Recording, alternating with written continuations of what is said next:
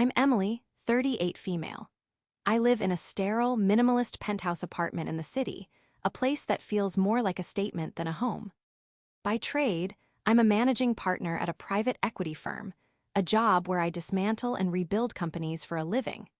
It's a world of cold numbers and calculated risks, a stark contrast to the warm, wood-paneled legacy of my family's business, Vance Manufacturing, which I was never deemed worthy of inheriting. This story is about how I was cast aside by my own family, only to become the very force they couldn't see coming, and how one Christmas dinner became the stage for the most significant acquisition of my career. Before this story unfolds, I'd love to connect with you. Please let me know in the comments where you're watching from and what time it is in your corner of the world. It's amazing to see how far these stories can travel. Christmas at the Vance estate was less a celebration of family and more a performance of opulence. The sprawling stone mansion, the same one I grew up in, was always meticulously decorated by my sister-in-law, Sarah. Every ornament on the 20-foot tree was perfectly placed, every garland draped with an interior designer's precision. It was beautiful, but it was also cold, a perfect reflection of the family that resided within its walls. I drove through the wrought iron gates every year out of a stubborn sense of obligation, a feeling that if I stopped showing up, I would cease to exist in their world entirely. In many ways, I already had. My father, George Vance, was a man carved from oak and arrogance. At 68, he still commanded a room with the sheer force of his presence. He had built Vance Manufacturing from his own father's small workshop into a regional powerhouse. It was his life's work, his magnum opus, and he saw its future only through the eyes of his son, my younger brother, Owen. Owen was the golden boy, the charismatic VP of sales who could charm a client into a deal with a smile and a firm handshake. He was everything my father wanted in an heir: male, confident, and malleable. I, on the other hand, was the disappointment. From a young age, I was drawn to the numbers, to the logic of the balance sheets and the intricate dance of market forces. While Owen was learning to golf with potential clients, I was studying corporate finance. My father dismissed it as a cute hobby. When I graduated top of my class with an MBA, he patted me on the head and said, "That's nice, dear. Now you can find a successful husband." He never once considered me for a role in the company beyond a symbolic seat on a committee that never met. The message was clear. My ambition was an inconvenience, my gender a disqualification. So I left. I moved to the city and carved out my own path in the ruthless world of private equity. I learned to be tougher, smarter, and more relentless than anyone else in the room. I built a reputation for turning struggling companies into profitable assets. My firm, Apex Capital Partners, became a name whispered with a mixture of fear and respect. To my family, however, I was still just Emily, the daughter who played with numbers. They didn't understand what I did, and they didn't care to learn. My success was abstract, a ghost at their dinner table, while Owen's latest sales figures were cause for a champagne toast. This year, the tension felt thicker than usual. As I walked into the grand dining room, the air was buzzing with a self-congratulatory energy. Owen and Sarah were holding court, their voices loud and cheerful. My father was at the head of the table, a smug smile etched on his face. He nodded curtly in my direction, a dismissal disguised as a greeting. "Emily, you made it." "Wouldn't miss it, Dad," I replied, my voice even. I took my seat, the one always placed furthest from my father, next to a distant cousin who worked in marketing. The conversation swirled around me, a familiar litany of company achievements and Owen's triumphs. "Owen closed the Midwest expansion deal last month," my father boomed, raising his glass. "A real game changer." Owen preened under the praise. "Just following the playbook you wrote, Dad." Sarah squeezed his arm, her eyes shining with adoration. It was a perfectly choreographed scene of patriarchal succession. I picked at my food, my presence feeling more like an obligation for them than for me. I was a box they had to check on their holiday to-do list. Invite Emily, ensure she feels sufficiently outside the inner circle, repeat next year. The only person who met my gaze with anything resembling warmth was William Hayes, the company's COO. William had been with Vance Manufacturing since before I was born. He was a quiet, brilliant man who understood the company's nuts and bolts better than anyone, including my father. He'd seen my interest in the business when I was a teenager and had discreetly fed my curiosity, lending me books on operational efficiency and explaining supply chain logistics. He saw the potential my father refused to acknowledge. Now, sitting across the table, his expression was strained. He looked worried, and his gaze flickered between my father and me, a silent message I couldn't yet decipher. I tried to make small talk with my cousin, but my attention kept drifting back to the main conversation. My father was talking about the future, about legacy. "It's time for a new chapter for Vance Manufacturing," he said, his voice filled with gravitas. "This company needs to be secured for the next generation." He looked directly at Owen, his eyes filled with a pride he had never once shown me. Owen puffed out his chest. Sarah looked like she'd just won the lottery. I felt a familiar knot tighten in my stomach.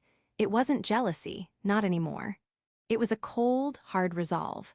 I had long ago accepted that I would never be part of their world, but they had no idea just how much I was about to become a part of it, whether they wanted me to or not. The ghost at their table had a plan, and the first act was about to begin. They saw me as an outsider, a guest in my own family home.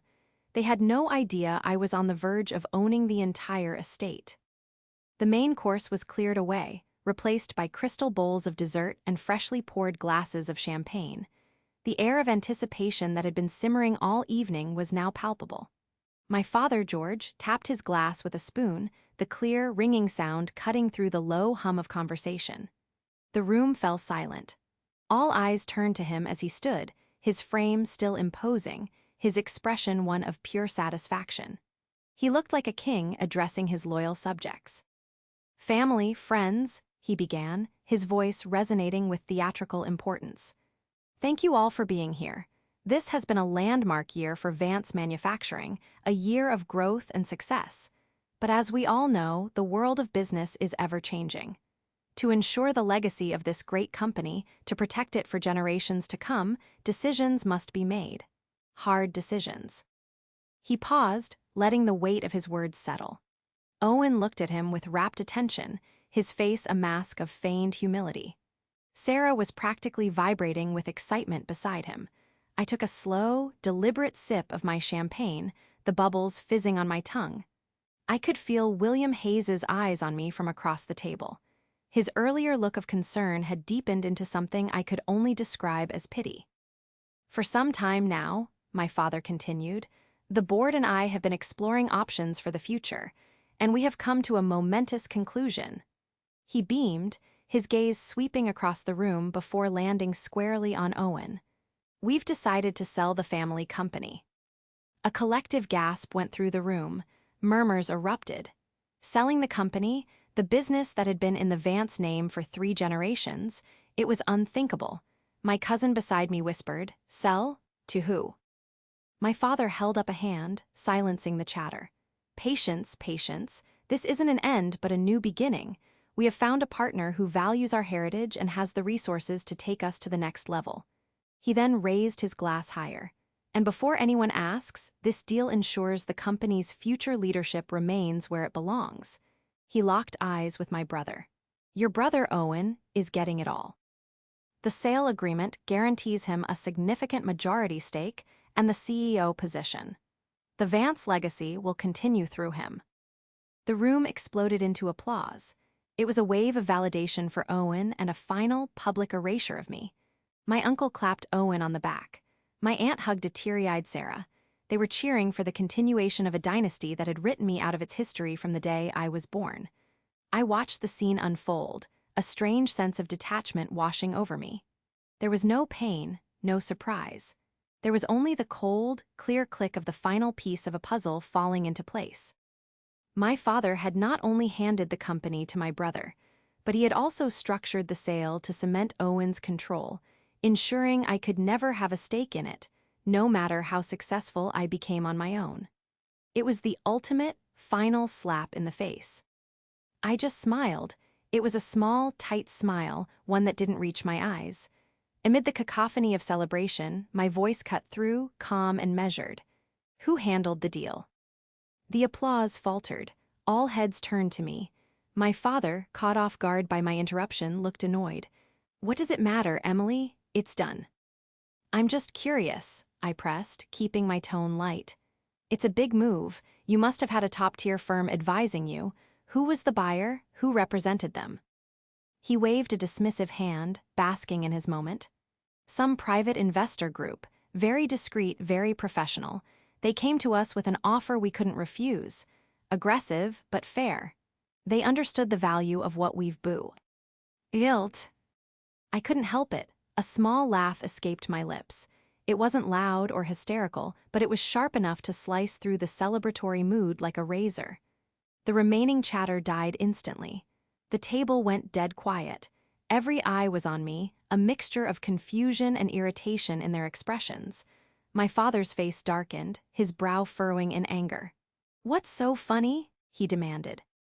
I leaned forward, placing my champagne glass deliberately on the table. I looked directly at him, letting the silence stretch for a beat longer, savoring the moment I had been working toward for 6 agonizing months.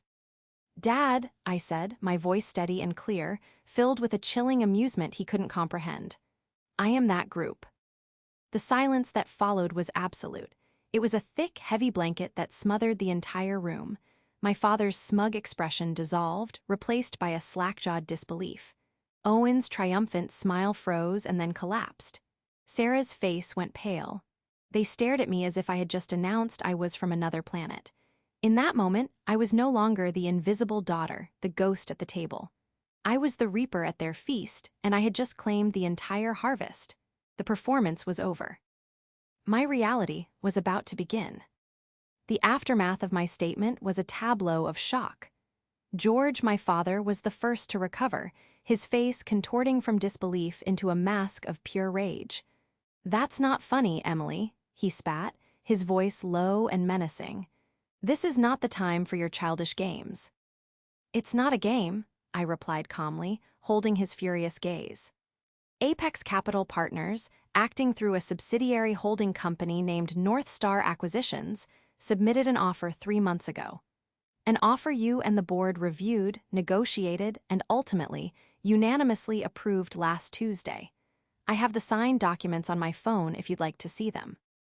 Owen, recovering from his initial shock, scoffed. You don't have that kind of money. You're lying." "My firm manages a multi-billion-dollar fund, Owen," I said, turning my cool gaze to him. "This acquisition is well within our means. You would know that if you ever paid attention to what I actually do for a living, instead of just assuming I organize charity luncheons." Sarah, ever the supportive wife, jumped in. "This is insane. George, she's trying to ruin our moment." My father ignored her, his eyes still locked on me. He was processing the information, the gears turning in his head. He knew I didn't make idle threats. The confidence in my voice, the specificity of the details, it was beginning to dawn on him that this was real. The discreet private investor group had been his own daughter, operating under a veil of corporate anonymity he had never bothered to pierce. He had been so blinded by his own prejudice, so certain of my insignificance, that he hadn't even thought to ask who was behind the name on the letterhead. It was William Hayes, the COO, who broke the tense standoff. He cleared his throat, and the sound was unnaturally loud in the silent room. "She's telling the truth, George." Every head swiveled toward him. My father looked at William as if he'd been physically struck. "What did you say, Will?" "I said she's telling the truth," William repeated, his voice firm. He didn't flinch under our father's glare. He looked tired but resolute, like a man who had carried a heavy secret for too long. "I've known for 6 weeks." This new betrayal sent a fresh shockwave through my father. William was his most trusted lieutenant, a man who had been by his side for 40 years. You knew, and you said nothing." "You wouldn't have listened, George," William said, his voice laced with a weary resignation. "You would have killed the deal on principle, even though it was the best offer on the table by a significant margin. an offer that secured the pensions of hundreds of employees and gave you the liquidity you've been desperately needing. That last part hit home. I knew from my due diligence that Vance Manufacturing, while outwardly successful, was facing a cash flow crisis. My father's aggressive expansion, fueled by debt, and Owen's focus on flashy sales over profitable margins had stretched the company thin. They needed an infusion of capital, and they needed it badly. The sale wasn't just about securing Owen's legacy. It was a necessity my father was too proud to admit. "How could you?" my father whispered, his voice cracking with the agony of a double betrayal. It was then that William turned his attention to me. "A few months ago," he explained to the stunned audience, "I received an anonymous inquiry about the financial health of the company. It was detailed, specific. The questions were too smart, too insightful. It wasn't a standard corporate espionage attempt. I had a hunch, so I did some digging. It led me to a law firm, which represented North Star Acquisitions, which, with a little more effort, I traced back to Apex Capital." He paused, looking directly at me. "I called Emily's office. When she answered the phone, I didn't say who it was. I just said, 'You have your father's ambition, but you have your mother's mind.' She always saw the whole board." And then I hung up. I remembered that call. It had sent a chill down my spine. I knew I'd been discovered, but I also knew, instinctively, that the caller was not an enemy. A week later, a plain manila envelope had arrived at my office via courier. It contained no return address. Inside was a single USB drive. On it were the unvarnished truths of Vance Manufacturing, the internal reports my father kept hidden, the real numbers behind Owens, game-changing, deals that were barely breaking even, the looming debt covenants the company was about to breach. It was the key to the fortress, handed to me by the one man inside who knew the kingdom was already starting to crumble. "I helped her, George," William admitted, his voice ringing with conviction. "I provided the due diligence materials that your CFO conveniently omitted from the official data room. I did it because Emily's plan was not to destroy the company, but to save it. Her offer was structured to clear the debt, recapitalize the business, and invest in the infrastructure we've been neglecting for a decade. The very same plan you ignored when I presented it to you 3 years ago." The room was silent, absorbing the weight of his confession. William had been my silent partner, my mole. He had watched for years as my father's pride and my brother's incompetence threatened to run the company into the ground. He had seen my potential, and when the opportunity arose, he chose to back the right leader, not just the right name. He had chosen me. My father stared at his oldest friend, his face a canvas of confusion, fury, and wounded pride. The dinner party was over. The battle for Vance Manufacturing had just begun, and I had just revealed my most powerful piece on the board. The weeks following that disastrous Christmas dinner were a blur of legal maneuvers and icy silence. My father, George, true to form, tried to fight.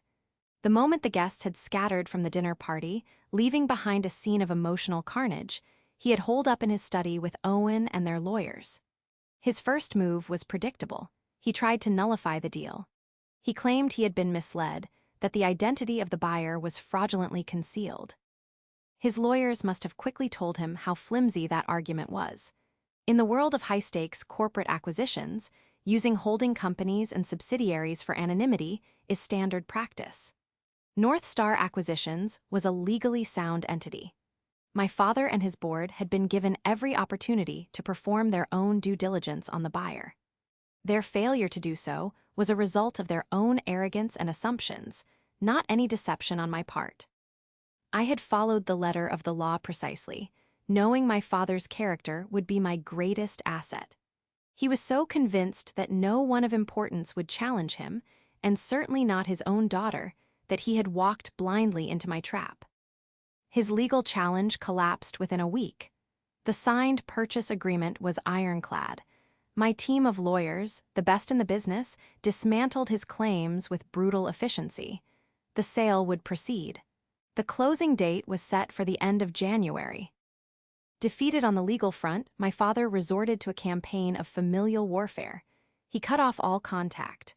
My calls went unanswered, my emails unread. He instructed the rest of the family to do the same. It was a classic tactic of emotional blackmail designed to isolate me, to make me feel the pain of my disinheritance. But the joke was on him. I had been an emotional outcast in that family for decades. His silence wasn't a punishment, it was a relief. It cleared my head and allowed me to focus on the monumental task ahead. Owen, on the other hand, was not the silent type. He called me repeatedly, his tone shifting wildly between furious threats and pathetic pleading. "You can't do this, Emily," he'd yell. "This is my birthright." An hour later, he'd call back, his voice thick with a fake sincerity. "Look, Em, maybe we can work something out. You can have a seat on the board. We can run it together like we should have all along." His desperation was pathetic. He wasn't a leader. He was a spoiled child whose favorite toy was being taken away. He had no understanding of the business beyond the sales floor. He saw the CEO title as a crown to be worn, not a burden of responsibility to be carried. During one of our last heated calls, I finally laid it bare for him. "Owen, let me be clear," I said, my voice devoid of emotion. "You are not fit to lead this company. Your entire Midwest expansion was a vanity project that is bleeding money. You signed contracts with distributors who have terrible payment histories, all because they flattered you at a trade show. You focus on revenue, not profit. The company is leveraged to the hilt because of your reckless spending on marketing while our core machinery is failing. You are a liability, and my first act as owner will be to remove you." He was silent for a moment, stunned that I knew the intimate details of his failures. The information William had provided me was my sword and my shield. I knew every weak point in the fortress because my ally had given me the blueprints. During this period, William Hayes became my lifeline. We communicated through encrypted channels, speaking late at night after he'd left the office. He gave me a real-time, on-the-ground assessment of the chaos unfolding within Vance Manufacturing. Morale had plummeted. Rumors were flying. My father and Owen had tried to spin a narrative that the company had been stolen by a hostile corporate raider, never once mentioning that the raider was family. "They're trying to poison the well," William told me one night. "George is telling the senior management team that the new owners will gut the place, lay everyone off, and sell it for parts. He's trying to incite a mutiny before you even walk through the door." "Let him try," I said. "Fear is the only tool a weak leader has. We'll counter it with a better one, a plan." Working with William, I began to draft the strategy for my first 90 days. We identified the key personnel who were loyal to the company, not just to my father.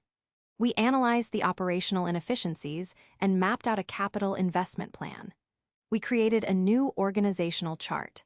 It was a painstaking process, building a new future for a company that hadn't officially been handed over yet. William's insights were invaluable. He knew who the innovators were, who the dead weight was, and who was just waiting for a later they could believe in. One of the most critical pieces of information he gave me was about the company's main banking relationship. Vance Manufacturing. NG's primary lender was a regional bank where my father had a long-standing personal relationship with the president. That relationship was the only thing holding off a default on their loans. "The bank is getting nervous, Emily," William warned. "They know the numbers are bad. George has been selling them on this acquisition as their salvation, promising a huge capital injection from the new investors. But now, with him trying to fight the sale, the bank is on the verge of calling the loans. If they do that, we're finished. The company goes into bankruptcy before you can even take control." The fortress was cracking, but it threatened to collapse on itself before I could seize it. I knew what I had to do. I couldn't wait until the closing date. I had to act now. I picked up the phone and scheduled a meeting with the president of the bank. It was time for the private investor group to finally show its face and prove that the salvation my father had promised was real, but that it would be arriving on my terms, not his. The meeting with Mr. Henderson, the president of Sterling Union Bank, was set in a sterile, glass-walled conference room that overlooked the city. It was neutral ground, my territory. I had specifically requested the meeting not take place at the bank's headquarters. a place where my father's portrait probably hung in a boardroom somewhere. I needed to control the environment, to establish from the outset that this was a new paradigm. Mr. Henderson was a man in his late 60s, with a cautious smile and eyes that had seen decades of economic booms and busts. He had known my father for years. He started the meeting with polite but guarded pleasantries, offering me coffee and asking about my firm. He was trying to get a measure of me, the mysterious figure behind North Star Acquisitions. "I'll get straight to the point, Mr. Henderson," I began, declining the coffee. "You are rightfully concerned about your bank's exposure to Vance Manufacturing. You have been a patient and loyal partner to the company, but I know that patience has its limits. I also know that George Vance's recent erratic behavior regarding the sale has likely caused you a great deal of anxiety." His professional mask twitched slightly. I had hit the nail on the head. "We have a long-standing relationship with the Vance family," he said diplomatically. "We are simply seeking clarity on the path forward." "Clarity is what I'm here to provide," I said, sliding a sleek, leather-bound portfolio across the table. "That is the go-forward plan for Vance Manufacturing under my ownership. You'll find it contains a detailed strategy for debt reduction, a 5-year capital expenditure plan for upgrading machinery, and our projections for a return to significant profitability within 24 months. He opened the portfolio, his eyes scanning the first page. I watched his expression shift from cautious curiosity to genuine surprise. He was a banker. He spoke the language of numbers, and the numbers I was presenting were solid, ambitious, and, most importantly, backed by the full financial weight of Apex Capital. "This is very thorough," he admitted, looking up at me, "but it's contingent on the sale closing. I've heard rumors that George is contesting the agreement." "He tried, he failed," I said bluntly. "The sale is proceeding. The closing date is in 2 weeks. However, what I need from you is an assurance that you will not call the company's loans before that date. George's pride is a liability right now. I am asking you to put your faith not in him, but in this plan." He leaned back, steepling his fingers. "And why should I? All I know is that one day I'm dealing with George Vance, a man I've known for 30 years, and the next I'm being told the new owner is a firm I've never heard of." It was the moment of truth. Anonymity had served its purpose. Now, it was time to leverage a different kind of power.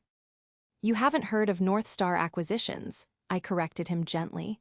"But you have heard of Apex Capital, and you have, I believe, heard of me." I paused, letting my name hang in the air. "Emily Vance." His eyes widened. He stared at me, connecting the dots. The Vance name, my firm's reputation, the entire bizarre situation. It all clicked into place. "George's daughter," he breathed, a look of astonishment on his face. "The same," I confirmed. "My father believes this sale is a hostile takeover. In reality, it is the only thing preventing a family legacy from becoming a bankruptcy filing. He built a great company, Mr. Henderson, but he and my brother are on the verge of running it into the ground. I am not here to destroy it. I am here to save it." I then walked him through the plan in detail, not as a corporate raider, but as someone with a deep, intrinsic understanding of the business. I spoke of the company's history, of the skilled workforce, of the brand's reputation for quality that had been tarnished. By poor management. I spoke with a passion that no anonymous investor could ever fake. I was fighting for my inheritance, an inheritance I had to buy because it would never have been given to me. I laid my final card on the table. Upon closing, Apex Capital will immediately pay down 50% of Vance Manufacturing's outstanding debt to Sterling Union. The remaining balance will be renegotiated with a significant principal payment upfront. Furthermore, we intend to move our primary corporate banking relationship for several of our other portfolio companies to Sterling Union. This isn't just about saving one company, Mr. Henderson. This is the beginning of a very profitable, long-term partnership. That was the deal of a lifetime for a regional bank like his. I wasn't just offering a solution to his current problem. I was offering him a golden ticket to a much bigger league. I was leveraging the power and portfolio of my entire firm. He was silent for a full minute, looking from the portfolio to my face. The cautious banker was gone, replaced by a shrewd businessman who recognized a pivotal opportunity. He closed the portfolio and extended his hand across the table. "Ms. Vance," he said, a slow smile spreading across his face. "It seems I have been backing the wrong horse. You have my word. The loans are secure. We look forward to our new partnership." I shook his hand, my grip firm. "I'm glad to hear it, Mr. Henderson." As I walked out of that conference room, I felt a surge of triumph. I had not only secured the company's financial footing, but I had also stripped my father of one of his last remaining pillars of power. His personal relationships, the old boys' club network he had relied on for so long, were no match for a well-capitalized, strategic business proposal. The fortress was no longer just cracked, its foundations were now mine to command. The path to the closing was clear. All that remained was the final, public transfer of power. The day of the closing was cold and gray, a fitting atmosphere for the somber occasion it represented for my father. The final meeting was held at the offices of the law firm that had brokered the deal. It was a formal, sterile environment designed to strip away emotion and reduce everything to signatures on a page. I arrived with my legal team, calm and composed. My father, George, and my brother, Owen, arrived a few minutes later, looking haggard and defeated. They were flanked by their lawyer, a man who seemed to be radiating an aura of weary resignation. They refused to look at me, directing all their comments and questions to my lawyers.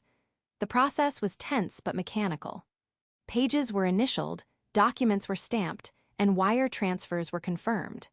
With each stroke of a pen, the company my great-grandfather had started, the legacy my father had lorded over me my entire life, was legally transferred to my control. When the final document was signed, one of my lawyers turned to me.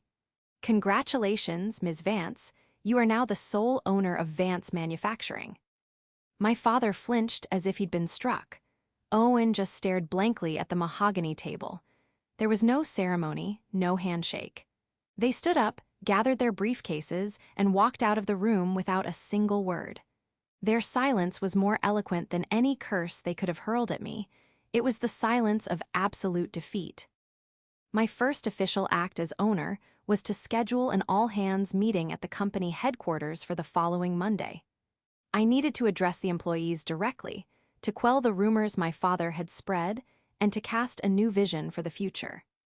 William had done his best to prepare the ground, speaking to key managers and reassuring them that a positive change was coming, but I knew I had to face them myself. On Monday morning, I walked into the main hall of Vance Manufacturing. It was the first time I had set foot in the building in over 15 years. The air was thick with anxiety. Hundreds of employees, from the factory floor to the executive offices, were gathered, their faces a mixture of fear and morbid curiosity. They had come to see the corporate raider who had supposedly stolen their company. I walked onto the small stage, William standing a few feet behind me, a silent show of support. I looked out at the sea of faces, and in the front row I saw them, my father and Owen. I had been warned they might show up, a final, desperate attempt to disrupt the transition. They stood there, arms crossed, their expressions thunderous. They intended to intimidate me, to stand as a symbol of the rightful leadership that had been usurped. I ignored them and stepped up to the podium. "Good morning," I began, my voice clear and steady, amplified by the microphone. "My name is Emily Vance. As of last Friday, I am the new owner of this company." A murmur went through the crowd. I saw people glancing nervously toward my father, unsure of how to react. "I know there are a lot of rumors and a lot of uncertainty," I continued. "So let me be direct. I am not here to strip this company for parts. I am not here to conduct mass layoffs. I am here because I believe in Vance Manufacturing. I believe in the quality of the products you make and the skill of the people who make them. I grew up with this company. It's in my blood." I paused, letting my gaze sweep over the crowd before it landed on my father and brother. But for too long, This company has been starved of the investment it needs to thrive. It has been mismanaged. We have been losing ground to our competitors not because they are better, but because we have been standing still. From the front row, Owen scoffed loudly, a theatrical, dismissive sound. You know nothing about this business. I didn't acknowledge him directly. I kept my focus on the employees. Starting today, that changes. We are initiating a $10 million investment in plant modernization. We will be upgrading our primary manufacturing lines, improving safety protocols, and investing in new technology to make your jobs more efficient and secure. A wave of surprise rippled through the hall. This was not the speech of a corporate raider. Furthermore, I said, my voice gaining strength, we will be overhauling our benefits program. We are increasing the company's 401(k) match, improving healthcare coverage, and instituting a profit-sharing program for all employees. When this company succeeds, every single one of you will share in that success. This time, the surprise was mixed with audible gasps of approval. I saw hope starting to flicker in people's eyes. They were beginning to see a future, a better one than they had been led to expect. It was then that my father decided to make his move. He stepped forward, his voice booming with its old authority. These are empty promises. This is the talk of a Wall Street predator. She doesn't care about you. She only cares about money. I built this company for you, for all of us. She has stolen it. The hall fell silent, the employees caught between their old boss and their new one. All eyes were on me. This was the moment. The confrontation I had been preparing for my entire life. I looked at my father, and for the first time, I didn't see an intimidating patriarch. I saw a sad, desperate man clinging to a power he had already lost, and I started to laugh. It was the same laugh from the Christmas dinner. Quiet at first, then growing in strength. It wasn't a laugh of mockery, but of sheer, unadulterated irony. It was the laugh of someone who saw the entire, pathetic absurdity of the situation. The laughter echoed through the silent hall, an utterly unexpected response to his furious tirade. It completely disarmed him. His angry momentum vanished, replaced by confusion. The employees stared, bewildered. When my laughter subsided, I leaned into the microphone, my voice soft but carrying to every corner of the room. "Stolen?" I asked, a small smile playing on my lips. "George, I didn't steal it. You sold it to me. You just didn't bother to ask who you were selling it to." I turned my attention back to the employees. "Your former CEO has just demonstrated the very problem we are here to solve. A focus on personal pride instead of collective progress. The era of ego is over. The era of excellence begins now. Now, who wants to get to work?" For a beat, there was silence. Then, from the back of the hall, one person started to clap. Then another and another. Within seconds, the entire hall erupted in applause, a thunderous, rolling wave of support that washed over the stage. It wasn't for me as a Vance. It was for the plan, for the investment, for the hope I had just given them. My father and Owen stood frozen in the front row, utterly defeated. The mutiny they had hoped to inspire had turned into an ovation for me. Their power was gone. The room, the company, the people, they were all mine now. The laughter had silenced them, and the applause had buried them. The 6 months after I took control of Vance Manufacturing were the most challenging and rewarding of my professional life. The transition was not without its difficulties. My father and brother, true to their nature, attempted to sow discord even after their public humiliation. Owen tried to poach key sales staff, promising them positions at a new venture that never materialized. My father made calls to old suppliers, attempting to sour them on the new management. Their efforts were petty and ultimately futile. The momentum was on my side. My first order of business was to make good on every single promise I had made at that all-hands meeting. The $10 million investment was wired to the company's accounts on day one. We immediately began consultations with engineering firms to overhaul the aging factory floor. The new benefits package was rolled out within the first month. The profit-sharing plan, in particular, sent a powerful message throughout the company. We were all in this together. William Hayes, whom I officially promoted to president and COO, was my right hand. He was the bridge between the old guard and the new vision. He knew the people, the culture, and the institutional knowledge that was invaluable. Together, we trimmed the fat from the executive level, the sycophants and yes-men my father and Owen had surrounded themselves with, and promoted from within, elevating talented, long-serving managers who had been overlooked for years. The culture began to shift. The atmosphere of fear and stagnation was replaced by one of energy and innovation. Employees started coming forward with ideas for process improvements, ideas they had been too intimidated to voice before. We implemented a new open-door policy, and I made it a point to walk the factory floor every week, learning names, asking questions, and listening. I wasn't the ghost at the head of the table anymore. I was a visible, present leader. We stabilized the company's finances with brutal efficiency. We renegotiated contracts, optimized the supply chain, and cut the wasteful spending on vanity projects that Owen had championed. Within the first quarter, the company was breaking even. By the end of the second, we were posting a modest but very real profit for the first time in 3 years. The numbers didn't lie. The strategy was working. My relationship with my family remained non-existent. My father refused to speak to me.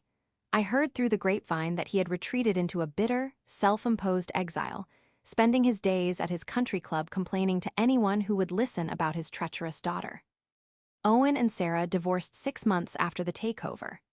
Without the promise of the Vance fortune and CEO title, their relationship, built on a foundation of status and ambition, crumbled. Sarah, I heard, moved back to her parents' home. Owen took a regional sales job with one of our competitors. He was back where he belonged, a charming salesman but never a leader. One evening, about 8 months after I took over, William came into my office, the same corner office that had once been my father's. I had redecorated it, replacing the dark, heavy wood and oil portraits with clean lines, glass, and modern art. "You have a visitor," he said, a curious look on his face. I looked up from the quarterly reports to see my father standing in the doorway. He looked older, smaller than I remembered. The arrogant fire in his eyes had been replaced by a weary, hollow look. He was holding a small, dusty wooden box. I nodded to William, who quietly excused himself, closing the door behind him. My father didn't speak for a long moment. He just looked around the office, at the changes I had made, as if seeing a foreign land. Finally, he walked forward and placed the box on my desk. "This was your great-grandfather's," he said, his voice raspy. "His first set of calipers. He used them when he was just a machinist in the workshop." I looked at the simple, elegant tools inside the box. They were a symbol of the company's true origins: craftsmanship, precision, and hard work. "I came to see what you had done to the place," he continued, his gaze drifting toward the window that overlooked the bustling factory floor below. "It's different. It's running better. The people seem happier." It sounded like the words were being physically pulled from his throat. It was the closest he would ever come to an apology, the closest he would ever get to admitting he was wrong. "It is," I said simply. "We're building something that will last." He nodded slowly. "Your mother," he said, his voice catching slightly. "She would have been proud of you. She always said you had the sharpest mind of us all." He turned and left without another word. I never saw him again. He passed away 2 years later from a heart attack. In his will, he left his remaining personal assets to a distant charity. He couldn't bring himself to leave them to me, but he didn't leave them to Owen either. It was his final, silent admission of failure. Today, Vance Manufacturing is more successful than ever. We are an industry leader in innovation and efficiency. The profit-sharing checks we handed out last Christmas were the largest in the company's history. I didn't just buy a company, I reclaimed a legacy. My true inheritance wasn't the money or the title. It was the opportunity to take something that was being destroyed by pride and prejudice and rebuild it into something strong, fair, and enduring. I am not the daughter my father wanted, but I became the leader the company needed. And in the end, that is a legacy worth fighting for.